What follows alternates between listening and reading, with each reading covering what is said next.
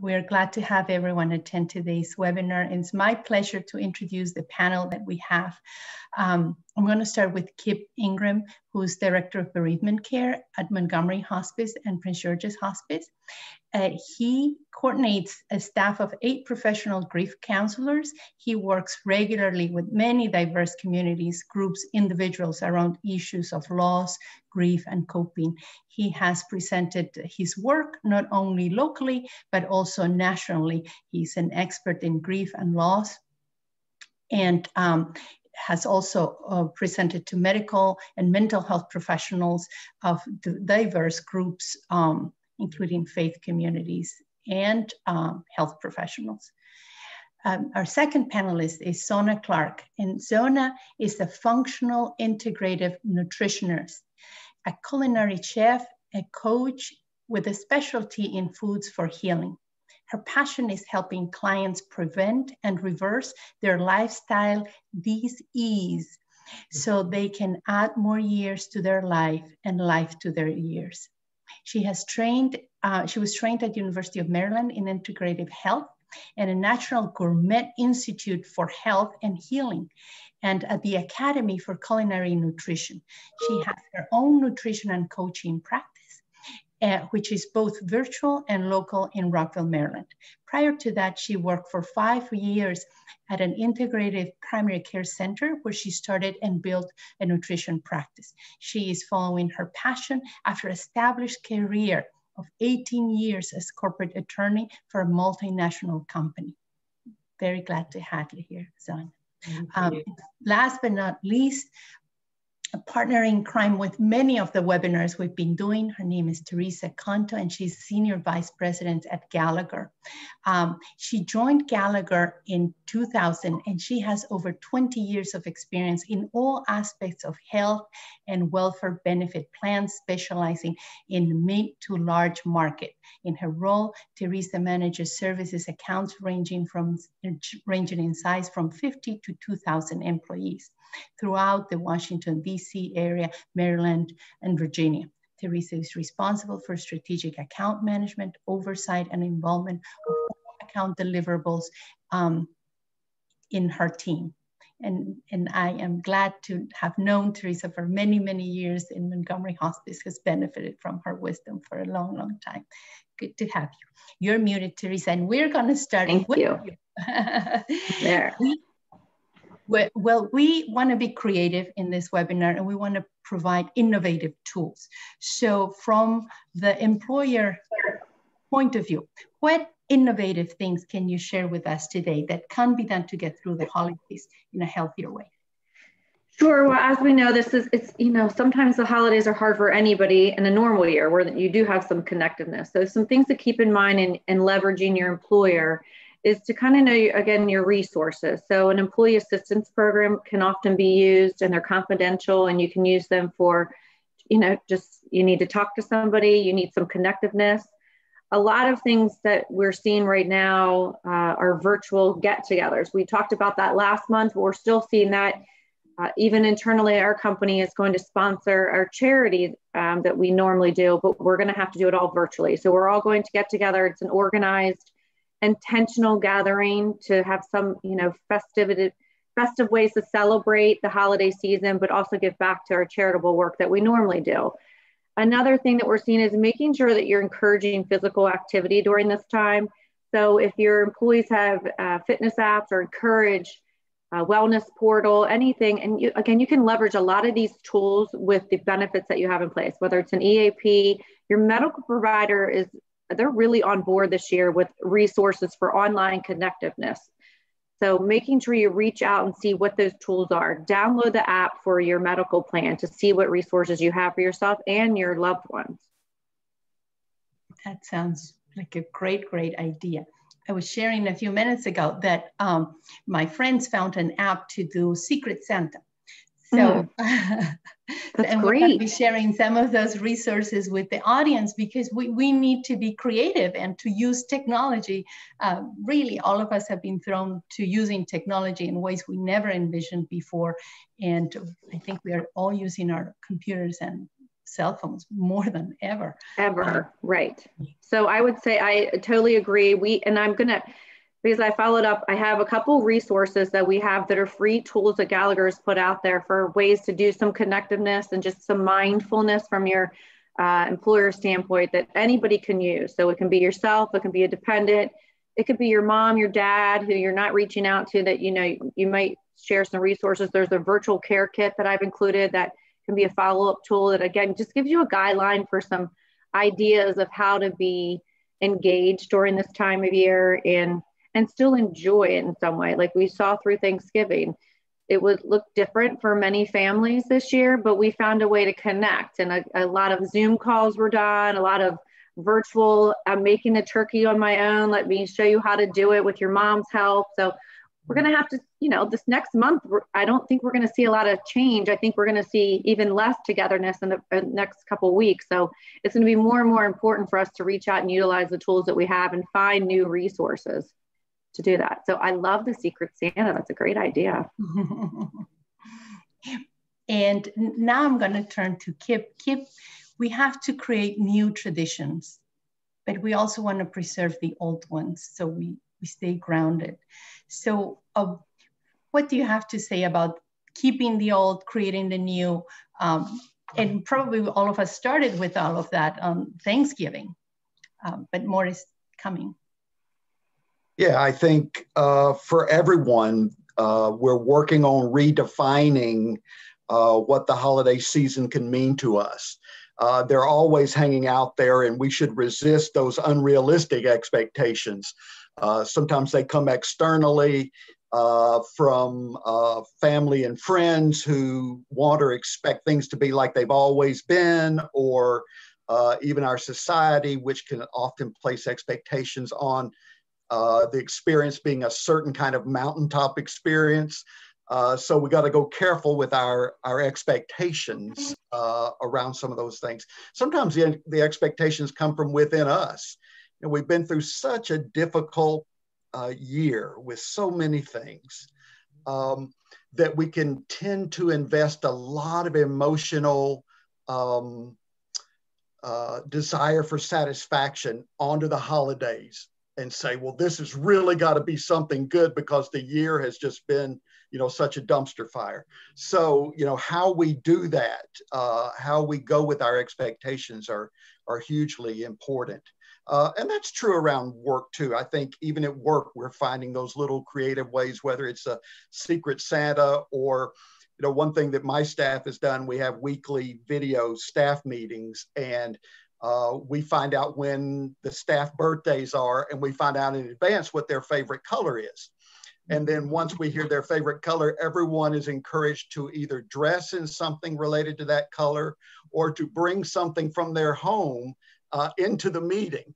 And we just have a lot of fun with that, from scarves to hats to shirts and t-shirts to kitchen household items that are certain colors. And it's just a great deal of fun. And it's not a thing that will change the world, but there's nothing out there that's going to do that right now. We need to find those small everyday moments that we can capture for ourselves that make life a little more livable, a little more enjoyable as we go through these difficult times. Thank you, Kip. Donna, now we turn to you. We want to keep the old, do the new. What do you have to say about these holidays? How should we approach them? Yeah, so this is a big one for me with people and food and their relationship with food, because everybody wants their old traditional foods and the big tables filled with turkey and mashed potatoes and stuffing and all of that. And right now, to what Kip was saying about people feeling like they have a little more emotional neediness now, like they're so tired of everything that we've been suffering through all this year that they want to celebrate and they want this emotional need. So what I've been doing is teaching people how to fill that emotional need, but with foods that are going to be simple, delicious, colorful, appealing to the eyes, appealing to the senses, but also going to be appealing to your body. So I always say it's about eating foods that you love, but also love you back. And so I've been doing a weekly Food is the Best Medicine show on Facebook, teaching people how to make 5-minute to 10-minute little treats, comfort food treats that they could have all throughout the holiday season. And one that people have been just raving about is a chocolate cauliflower smoothie. And they're like, this one client said, this was my sweet fix. I used to always be craving chocolate, and now I just have my smoothie and I feel like I've had my fix for the day. That's how she put it. And I just had to laugh. But that's what it's about. It's finding foods that are simple for us. We don't want to create any extra stress in the kitchen, that are enjoyable to us. They have great flavor and that bring us some joy when we eat it. So we do a lot of that now, just education and sharing recipes and posting pictures of recipes and encouraging us all to do that. Yeah. I love what you said. Food that you love and loves you back, that you're not feeling regretful over that. But if you are feeling regretful, like you kind of binge too much, what is your advice for that? Yeah. So first of all, during the holidays, I always focus on people's mindset because I want people to feel compassion for themselves and just acknowledge that this is a time where we want a little extra comfort and we want a little extra food. And it's okay. If you eat your chocolate cake instead of your chocolate cauliflower smoothie, it is okay. Just let it go. Just let it go. And then just start on the very next meal with something that may feel a little bit better for your body. Notice how you feel when you eat that chocolate cake, right? Normally we feel like, oh my God, this is so good. We just want more and more and more. But then an hour later, we're like this, you know, we fall asleep on our favorite movies, right? And so if we notice how we're feeling, and then with the very next meal, just make a different choice. Say, okay, instead of the chocolate cake, I will make a chocolate smoothie. I found something in the grocery store this week. I'm going to share this with you. This is my new little chocolate treat. This is by Puka, and it's an organic chocolate latte. It's kind of like cocoa, but it has cinnamon and nutmeg, and it has some herbs like maca and ashwagandha. So this is a good stress relieving chocolate treat. And you can make a hot chocolate with this. You can add a little bit to coffee, right? And then you're satisfying your coffee fix or your chocolate fix with something that's going to be nourishing to your body, but also your mind, because you won't be falling asleep. You won't have that brain fog. You'll have clarity. And your spirit, because you always feel good when you feel like you're nourishing yourself, when we're taking care of ourselves. So yeah. I love that. You get back on track the next meal. You don't wait until January 1st. Those resolutions. Good. Kip, we were talking about the 4 R's. Can you tell us about them? Yeah, I mentioned the first one previously about resisting expectations that are unrealistic. And I'll mention the other 3 briefly, and we can go into them a little bit more as we go on. But I think the second R for just getting through this holiday season would be rest and find your sources of resilience. We've all kind of gone into crisis mode over this year, splurge mode, if you will. And drawn upon those extra resources, which we all, can call upon from time to time. But so many people I'm hearing from are feeling depleted or close to depleted after this long stretch. So finding those sources of resilience. And I think that's a different thing than balance. Sometimes you'll hear people talk about balance, and I'm not sure balance is the best model for thinking about our life. We don't just serenely have all the parts harmoniously balanced within us at all times. We all have to stretch. We all have to push in our work at times. And the challenge becomes, can we then pull back and get in touch with those things that will replenish us and renew us. And we can talk about what some of those things are as we go on. The third R would be ritualizing your special and sacred moments. Finding those rituals that are going to be meaningful and important, some that have been a part of your life over the years, some you may want to think about more intentionally this year, given some of the changes, but I think we're going to spend some time talking and going into rituals further. And then the fourth R is reset on what's most important for you. You know, I've heard people say that the pandemic is making philosophers of all of us as we kind of think about what matters in our lives, what's most important, what are the relationships that bring us the most meaning and satisfaction. And I think spending some time thinking about that and trying to live out of that in an affirmative way is a hugely important thing. So those are some of the kinds of things that I think will enable us to get through the holiday season in good and healthy ways as we cope with what we're dealing with. And building on that, I really love what Teresa said about Gallagher choosing a charity to support and doing that collectively as a group, because that, you know, that builds, it's better than buying gifts to ourselves to support. And there's so many organizations suffering so much during this, this time. So I'm almost curious to find out who's the beneficiary of that. But we will provide resources for the participants. We do these webinars in partnership with Leadership Montgomery, and they have a full list of resources. If anybody doesn't have ideas of who their own organization could support, we will provide a list of resources. And you know, there's always Montgomery Hospice as a charity to choose if you would want to donate to us as well. That's very, very welcome. So should we move into rituals?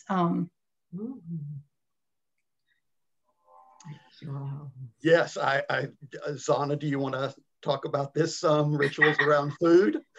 Sure. Oh, I love rituals. Rituals are one of my favorite things because they do make whatever we are ritualizing more meaningful and more personal to us.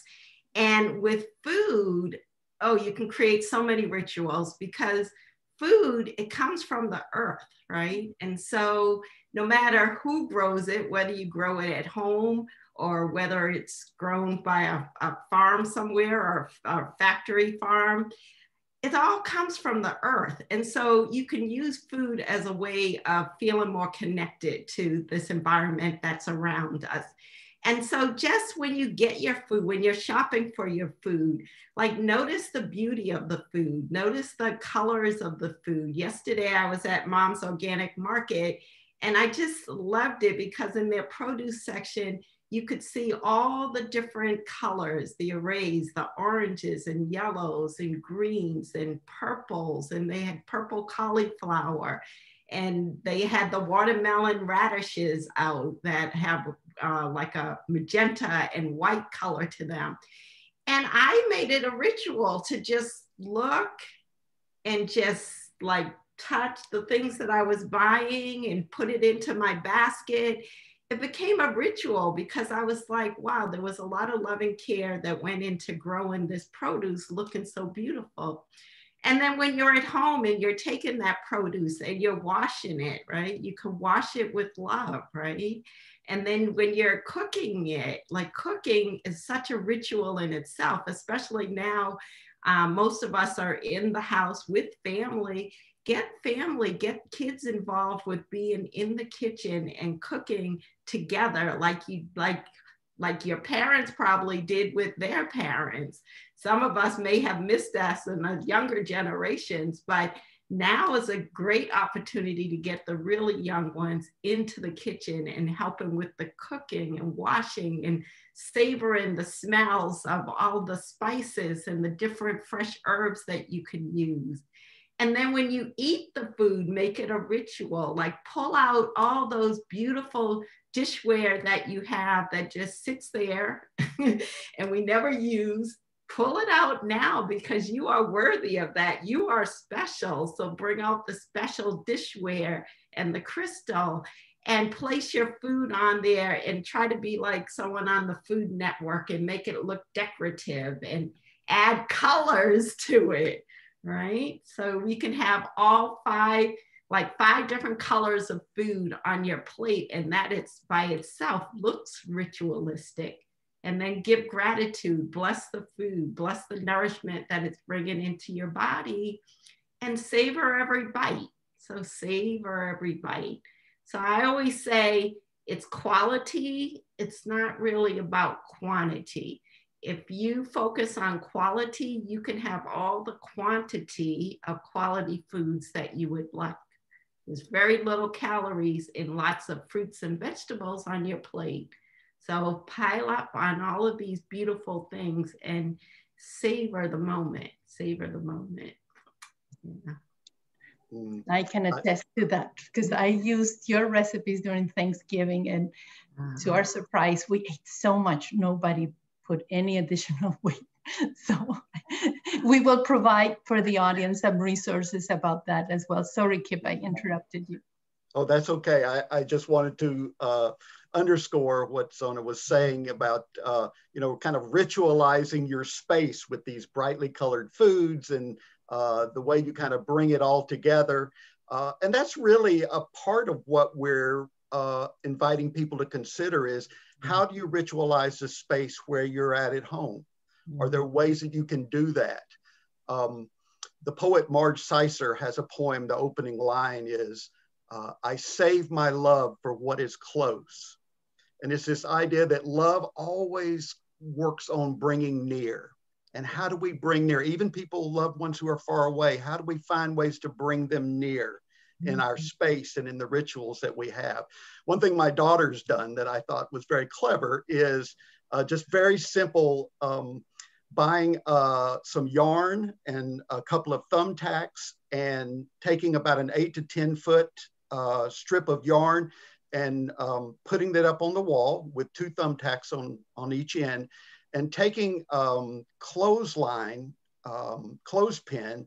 and hanging pictures along that yarn of family members at different states, friends, and people that are far away. And it's a way of bringing people you love closer. It's a way of ritualizing that space. And, that other people will think of other ways to do that, but that's part of what can be meaningful and keep us buoyed up and encouraged during this challenging time. I love that idea, Kip. Beautiful. I went to someone's house recently and they had done the same thing. It wasn't on string, but they had just put them on the wall. I think they used that blue paint tape so it doesn't pull the wall off.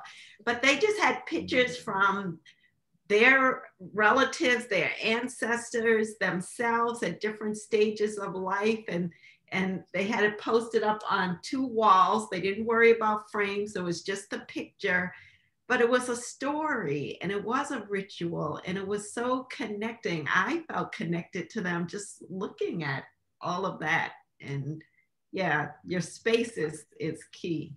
Yeah, that's nice. Those are beautiful, beautiful ideas. I'm also almost thinking, how could we also bring it to the workspace? Because we're bringing our families together. How can we, because we've been with our coworkers day in and day out before, and now we don't ever see them. We may not have pictures of them. We may Zoom with them all the time. So maybe, I don't know, it's coming to my mind, what could we do that would be the equivalent to what we just described, just with family, with our work family? Mm-hmm. Teresa, are you hearing of things and ways that people are connecting within or outside of work? Well, I would say then these are the kind of the same things that have been, it's a recurring theme, but morning chat. So we're getting into you're seeing smaller groups of people connecting. That's not, we have our weekly Zoom calls and you have your sales meetings and your internal meetings that you're conducting, but we're seeing smaller pods of employees connecting over something that they find familiar or have something in common. So we have these morning chats with a group. So they're finding ways to connect. So and departments are connecting. So they're doing their own connections. And it's just the check-in more than the work. Sorry, there's a dog here. Checking in. So I think we'll continue to see that. It's again about being intentional. It's being flexible and empathetic right now, that everybody's is in a unique situation. Their setting at home could be completely different. They're not going to work. Their routines are different. It's more stressful for some people than others. It's lonelier for others too right now. So again, a holiday is a lonely time for some people. And I think it's going to be even more important to find those internal connections, the things that you liked about that employee when you sat with them at lunch are still the things you like about them, but you have to be a little bit more intentional about how you connect with them today than you did 9 months ago. And I think now we're finding, you have corporate saying, here's some of the things we have to do on Zoom, but now we're really seeing that micro connection happening. And it's really nice because I think everybody is needing to know like where we fit in right now and where are we going next. And now that we know that we're gonna kind of be here for the next couple months, again, getting creative with the things that you love today and finding something that you still have in common with your coworkers. The Secret Santa is one thing we also are seeing people, and this is another client who did this, along the same line. They came up with like a secret buddy system, and you just drop like in their chat boxes or something, they'll just drop something nice about an employee. So it's a spontaneous, kind affirmation. And I think that's helping people stay encouraged too, that, hey, you've been doing a really good job. I haven't seen you in a month, but I know that you're doing this project and it's running really well, and making sure that we're spontaneously appreciating one another too. Mm-hmm. I love that. And for coworkers, it's coming, the idea I'm getting right now is, we use the computer too much. Maybe it's a moment to handwrite a correct card and mail it to people that, I don't know. I think that's a great idea. Yeah. I think that we're going to see a little bit more of that different. I mean, I got something in the mail from one of my coworkers that was just a card saying, I'm thinking about you. I mean, it made my day. Yeah. And it was out of nowhere. And it was just like, hey, I haven't talked to you in a while. So I think that we are going to see a little bit of like, take a step back before we take a step forward. So I think that's great. I've actually heard of some companies that were doing things like coffee hour together or happy hour together, or one client was telling me that they did breakfast together and everybody just brought their breakfast, and it was a small group, kind of like the micro community. I love that word that you use. That's what we're seeing that, like, that's what we said. We kind of have different teams are doing it at different times. So we have some of our younger staff who want to do a happy hour, and some of the other people want to do morning coffee chat and then get on with their day. But we're finding more creative ways to connect. Yeah, for sure. Beautiful. Yep. Well, one question on the chat box says, what are some powerful forces around the holidays which will become stressful? Kip. Well, I mentioned expectations earlier. I think that can be a very powerful thing, and particularly if the expectations are unrealistic. I think also what Teresa was intimating, just the kind of pull towards isolation and finding those micro moments or those micro gatherings where you can not just kind of be reminded you're not alone, but there's something, forgive me, I'm a counselor, there's something psychologically important when I'm carrying something heavy and I can give it to another person who gives it back to me without judgment, then I can carry that better. I can cope with that in a better way. And that's the huge gift around this. So the forces of isolation can be really huge here, I think, in the holiday season. Also, the challenge of grief and the sense of loss. Memories come thickly in our holiday seasons, right? We understand all of the voices and people that we carry in our inner world from our lives. Some people that we miss a great deal in the holiday season. So that also can be a powerful force to try to cope with and find good ways to acknowledge and move with in our lives. Zana and Teresa might have other yeah. And I would add, I would agree with both of those things. And also cravings is another one that can, because we're all seeking comfort right now. And many of us seek comfort in food when we can't get it in other ways. But when we give in to some of those cravings, it creates a whole hormonal imbalance in our body that ends up making our stress hormones the most active thing happening in the body. And that results in more stress and more anxiety. So watch the cravings for like caffeine and sugar and, you know, the cookies and the cakes and the candies and things like that. Because just like I said earlier, if you eat a lot of those because we love them, but then you get the brain fog and the energy drain and the hormone imbalance and some of these other symptoms that show up from those types of foods, then that ends up making you feel worse, right? So what do you do when you are craving chocolate, really sugary chocolate? What? Yeah, so there's two things to look at with cravings. One, what could that mean physiologically in your body? And then the other thing is, what could it mean going on in terms of emotions? And chocolate is generally a craving for something called magnesium. So chocolate has a lot of magnesium in it, and it is a relaxant, right? So it's telling you that you are feeling stressed and your body is seeking balance, I'll use the word there, or harmonization with something that's calming.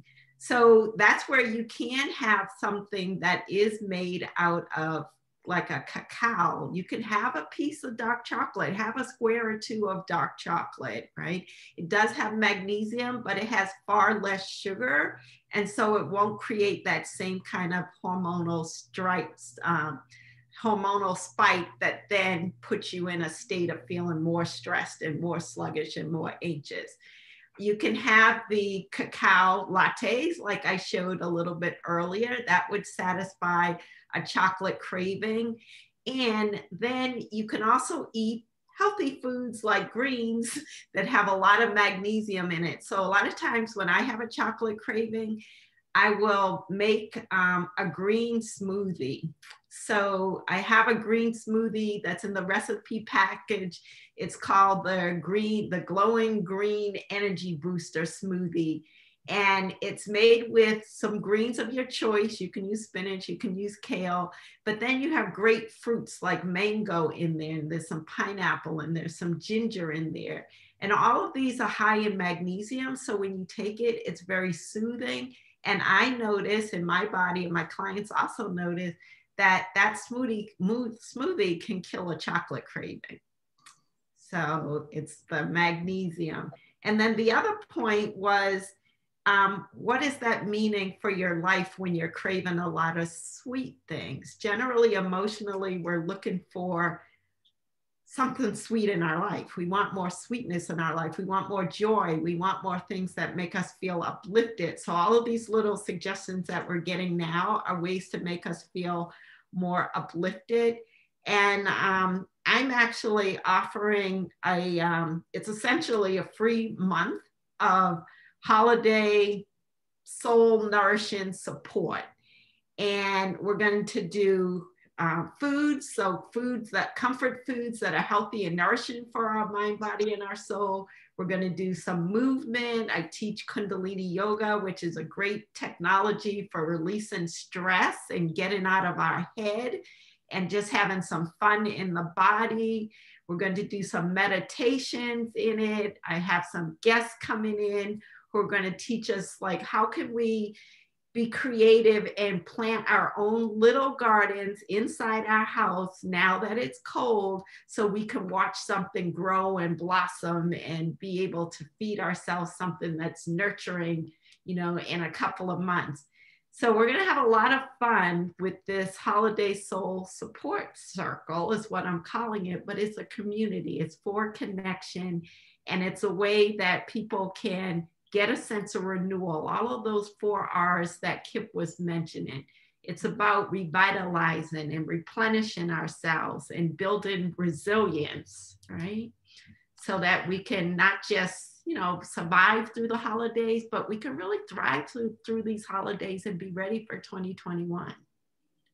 And we will be sending the information in the resources. Sorry, Kip, go ahead. I was going to say that's very thoughtful, Zana, and I, it raises the question, what is it that our cravings are an attempted cure for? Yes. And there are better and worse cures. We can, when we have a difficult moment, all of us have those moments that sometimes feel somewhat unbearable. Do we reach for, alcohol? Do we reach for drugs? What are the cures that we're looking for to help us to cope with the difficult feelings and moods that we might find ourselves in? And I love these kinds of things, whether it's, some of the food and other activities that Zana's talking about, or just these kind of micro moments that Teresa is talking about that we can find. These aren't, kind of huge moments that are going to gather headlines, but it's the stuff our lives are made of. And we need those. We need those. Mm-hmm. Mm-hmm. The little things matter, right? Yeah. One moment at a time. We have a question on the chat box. Says, with COVID-19 infecting many, people are seeking to boost their immune systems. What can people do to boost their immune system during these times? I think this one's for Zana. Yes. Well, one, I will say we did a whole presentation on boosting your immune system in November. So be sure that you get a copy of that. I think that Monica can probably tell you how you can get a copy of that. But yes, there's many things that you can do to boost your immune system. And that is what my number one focus is on helping people either prevent getting sick, not just from COVID-19, but cold and flu season is upon us as well. And if you do get sick, then your body knows how to fight, and your body can, you can, shorten the length of time that your body is suffering from some of the symptoms. So basic things that you can do is, number one is your food, because your food is what provides all of the vitamins and the minerals that support the immune cells, right? And so a simple thing is what I have mentioned a little bit before, eating foods of color. If you do nothing else but have your shopping cart full of foods that have natural color in them, not the artificially colored packaged foods, but if you look at people's shopping cart in the grocery stores, you can tell who's going to have a stronger immune system just by that. So if you have a lot of fruits and vegetables, and if you're not a big vegetable person, you can start with fruits, having a lot of fruits of different color, and then slowly start adding in more vegetables of different colors. Each color of a fruit or a vegetable has what's called phytochemicals that are in that food that protects the food, the plant, from viruses and bacteria and fungus in the environment. And when we eat those, we get a natural synergetic protection. So that's number one, is adding in more of that. It does not mean you have to be a vegetarian. You can definitely have protein, animal protein. You want high quality animal protein. So that means buying it, at least on the package, it should say no hormones, no antibiotics. Sometimes there's good, better, and best. So if you want to go better than that, you can look for that. That's grass-fed or pasture raised. Those are some of the terms for high quality meats, animal proteins. And then you want to avoid things that depress your immune system, right?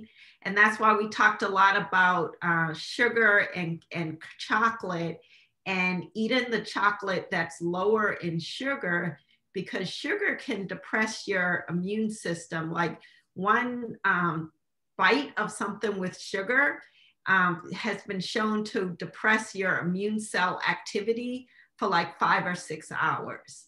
So if you have a donut and then you're going out and you're going shopping and you're in Costco and in the grocery stores, your immune system is being suppressed during that time. So if you have your smoothie, or even if you have something that does have a little bit of something like maple syrup in it, like I made an apple crumb, and this is in the recipe package. I made an apple crumb pie for Thanksgiving, and most of it is the apples, but then I use gluten-free oats and some almond meal, and there's just a little bit of maple syrup, which has a lot of vitamins and minerals in it. But it was delicious, and you could have that for breakfast, lunch, and dinner. It satisfied my sweet tooth. And the apples have quercetin in it, which is an anti-inflammatory. So that's going to boost your immune system as well. So just with food, those are two things: what to add in, the big thing to avoid. And then of course you want to move your body, you want to hydrate, you want to get outside and breathe the fresh air. You need that oxygen and the negative ions from the trees to support your immune function. Getting out in the morning will help you sleep better at night, and sleep is a key contributor to our immune function, right? So I think I covered the parameters of the food and the movement and the hydration and sleep and getting outside all in 5 seconds. You did, and maybe we can add the recording of the other webinar we did exclusively on this topic to when we send the recording so people can have it. There's one more question. Being bereaved can be one of the most lonely situations during the coronavirus pandemic. Many people had to spend time apart from friends and family. This can make grieving more difficult. How do we support someone who's grieving during the holidays? Yeah, because there's already when there's, when everything in society is going normally, whatever that is, grieving is already this pull to isolate, because you tend to carry a lot of intense kinds of feelings that aren't easy to share. So it's harder to be around others. So I would say for someone who is grieving, I would encourage you to find ways to reach out, to find those people in your life who genuinely care about you, and to ask for their support and their help. Often people are wanting to help, and if you can help them to know how to do that for you, to give them some guidance on what you might need, to say, it's okay to mention my loved one's name. I'd love it if you would tell me some stories about them, of things that you remember. You're not going to break me or hurt me in doing that. So if you're the one grieving, I think reaching out and being able to do that. If you're trying to support someone, I think the kind of conversation that enables you to get to know them and what's going on in their life so that you can offer relevant and caring things. Sometimes a grieving person isn't sure what to ask. So offering specific kinds of things can be helpful. Sometimes open-ended questions. When you connect with a grieving person, maybe online, you can even ask them, do you want to talk about what's hard these days, or do you want to just kind of talk about our hobbies, or talk about, something else of interest? So giving them the permission on whether or not they want to talk about their grief. And then if they do, being okay with where they are without trying to fix them. Sometimes we want to put a premature smiley face on situations where someone's just not in that place. And being able to say, I know you're in a hole right now. I'm going to climb down in the hole with you, and we'll go through this together. That's a huge thing, being that caring presence that recognizes that grief takes the time it's going to take, but as long as it takes, I'm going to be there with you going through this. So I think those are some kinds of considerations that you would want to bring to helping someone who's grieving. And of course, there are increasingly online groups and workshops that are happening. You know, Montgomery Hospice, Prince George's Hospice, we have online groups that are going. We'll have a round of groups starting again in January. We have a winter blues workshop in December. So we're not the only one. Many hospices and other counseling centers offer groups now online. So, you know, getting that support that someone might need together with others can be huge. Thank you, Kip. That's, you know, instead of trying to bring the person out of the hole, you crawl in there and say, I'm going to be here with you. I think that there's a big difference, because we usually think we have to pick them up and just forget, get over it. Not a good idea. Huh? Yeah. Thank you for that. So we have 10 more minutes. And what other tools can we share? You know, we have children that many parents find themselves, especially in this area, with 2 or 3 jobs now. They have their own full-time job. They have to be teachers at home, do all these technology, and now celebrate the holidays and do all of it. What can we share with all of these people that are really stretched so thin?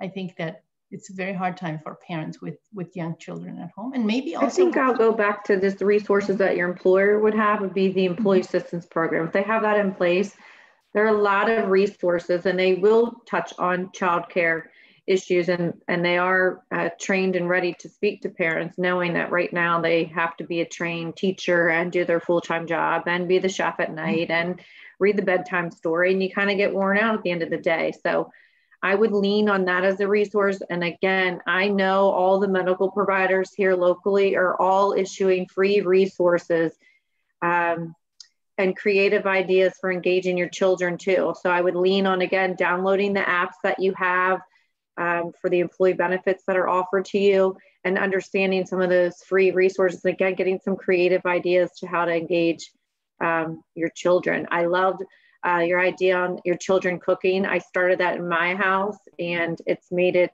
a little, and I have teenagers, so it's obviously easier. My problem is getting them to move, but once I get them going, they're great. And it's become quite an event for us to 3 times a week, they have to help make dinner.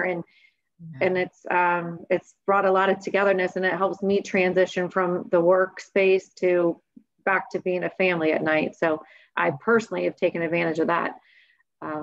So I think that's going to be my go-to, is those are some free resources, and just kind of don't be afraid to ask for them either. Most employers are being very empathetic about issuing and offering ideas. And like I mentioned before, our internal office, we also dedicated buddies. So my daughter was willing to do a seminar and she did a Zoom to show the younger kids how to make their own peanut butter and jelly, and like the ingredients you needed to get assistance to make a good mac and cheese. So trying to utilize your older employees' children to help some of the younger children, it gives them a break too, and gives them something to look forward to. So they're going to have a Zoom meeting while you're in your meeting, they're having their own Zoom meeting, learning something. A lot of kids are doing dance programs and art programs. A lot of these are free resources, again, through your own community. So I would reach out. Thank you, Teresa. I think that's great ideas. Yeah. And I love the ritual that you're doing with your teens around cooking several times a week. That's just wonderful. And yeah, I think for parents, kind of finding those rituals that are going to work for their kid, or the sidewalk in colored chalk, or make a surprise gift to leave on a neighbor's doorstep, or with teens and even with younger kids, and we see this all over YouTube, making a creative video to send to grandma or grandpa, you know, do your happy dance in this video, or do your sad dance without them, or, you know, the kids can be so great, and, you know, they may end up being a YouTube sensation. Right. Do it. So there's a lot of kind of creative things, and Teresa's right about being lots of resources. You can just Google this, and PBS and children's programming has great stuff on their websites for creative ideas. So we'd encourage you to just find something that would resonate and be experimental with that with your children, and see what they would take on. Mm-hmm. Yeah, and in the holiday support that I'm offering, there's going to be a packet for treats for kids. So it's going to be foods that you can cook with your kids. And we're also doing, I've been offering early morning Kundalini yoga, like at 7 o'clock. We start at 6:45 and done by 7:30, so before work. But we're going to do a session that's for moms and kids, right? Great. So that's one way, like, to get them moving. And then the other that I've been encouraging my clients to do, and they really love it, is just get outside yourself and play with your kids. Play hopscotch, play jump rope, do the hula hoop, all those things that we used to do that. We need that for ourselves to raise those endorphins. And when you do it, connect it with your kids, it makes being in the house with them just so much easier, because there's play and joy in it. So yeah, get out. Yeah. One thing I started doing is playing board games, and playing so much of it, I'm becoming really competitive at these Quirkle. And they also are available online. So, you know, if you have competitive siblings like I do, you would start doing that online as well. And it's a way to build community. And we put the cell phones on the side, so we tell jokes to one another, and celebrate the winners and so forth. So I think so much creativity has started with these. I mean, it's been a very hard year, no doubt about it, but we've also have been growing in different ways. I think that's something to be grateful for. We have 4 more minutes, and some final thoughts for our audience. I don't know if there are some last minute questions the audience may wanna. No, I would just like to just affirm what you were just saying. There really is a lot to be grateful for. I think this has made us realize just how connected we are, and just how much community and connection is just a part of our soul. Like, we need that. And so it has made us more creative in finding ways to be connected in community. And that by itself is something to really be grateful for, because so much of that had gotten lost, right? We were all tied to works and our goals and careers and getting here and there and there. And now just seeing families sitting together and eating and talking and laughing, like during corporate meetings, like I've been doing some talks, and I see, like, sometimes the kids come in and they're talking to mommy, like right during the meeting, or the dogs are barking in the background. But business goes on and life goes on, and people feel better because they feel more connected in the community. I'm very grateful for that. And that's a big one that all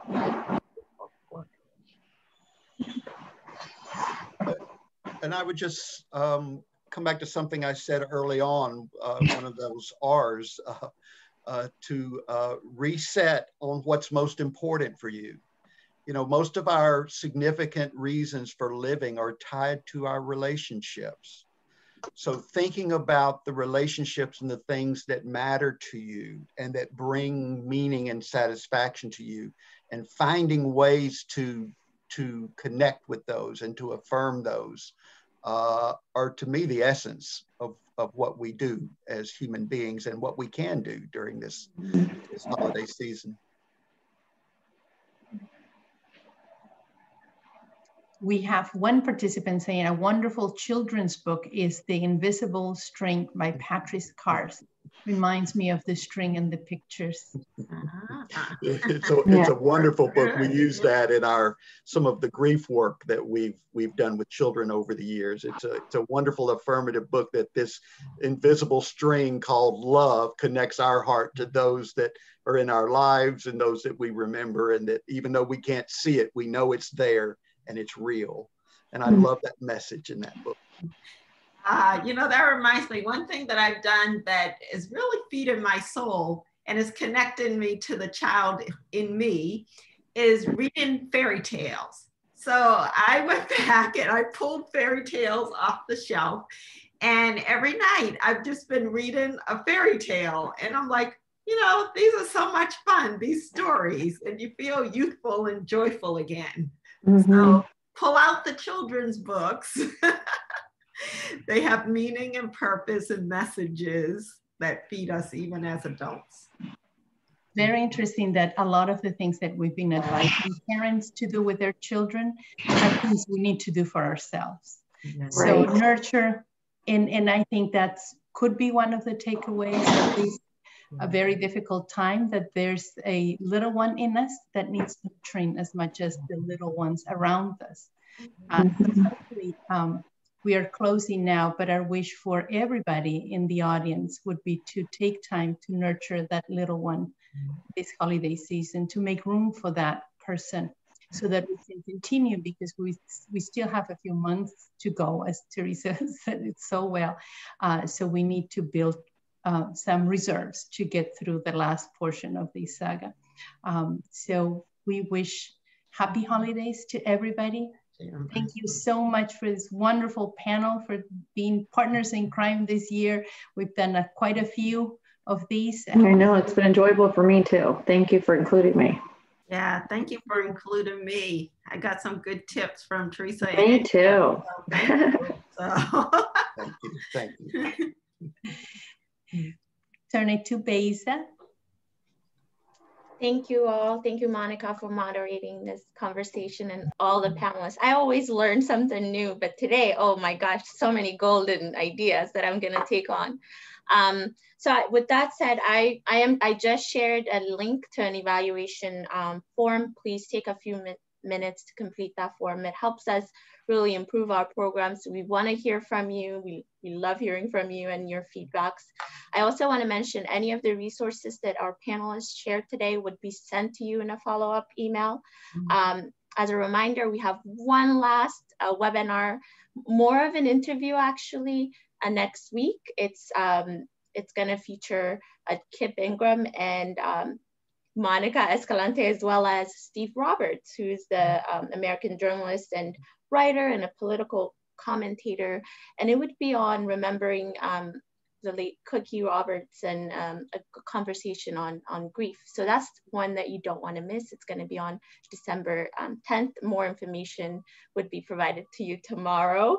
And I also want to recommend a podcast which Montgomery Hospice does. It's called What's Important to You. And we have an episode that we shared last year, which features Kip Ingram, and it's called How to Get Through Holiday Blues. And I'm sharing a link to you because it complements what they talked about today. So I highly encourage you, maybe in your drive, or if you're running outside or you're walking, to listen to it, because it's a gem. So with that said, I want to thank all of you for your time. I want to thank our audience for tuning in, for staying with us and asking questions, for engaging. I hope to see you all hopefully next week, and I'm going to go ahead and wrap it up. And I'll stay on so that you have an opportunity to Beza, we have Zana put the packet for holiday recipes in the chat box, but we will also send it in the resource. Yes. And thank you everybody for the lovely comments that you have. Yeah, thank you. Anita, when so many, the link is not working. So we will send a different link. So there will be a follow-up email with that. And we will also send the recording of the webinar with it regarding boosting your immune system. If you feel inclined to share this web recording with other coworkers or other people, please do that. We really wanna, this is our gift for people. So share it if you can. Thank you so much. Besa. Thank you, everybody. Thanks. Thank you. Bye. Take care. Have a happy holiday. Thank you. You too. And to all. Thank you.